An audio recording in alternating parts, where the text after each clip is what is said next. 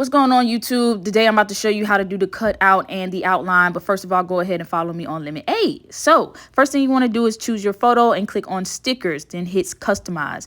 Then you're going to select remove background. It's going to take a little while before it actually remove the background, but just be patient. Once that is complete, you want to hit on add stroke.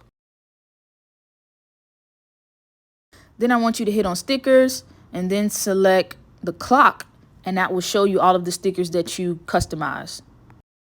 This is actually a post that I posted on Lemon8. If you are not following me, go ahead and do that now at Go Viral Essentials. I will be posting Lemon8 tutorials on Lemon8 and on YouTube. Let's get in on what's popping. We are early, and when I tell you I am in love with this app, you are going to love it too. If you appreciate this type of content, go ahead and hit that like button. Go ahead and hit that subscribe, and also turn on notifications because I post videos like this every single day. I'll see you guys in the next video. Peace.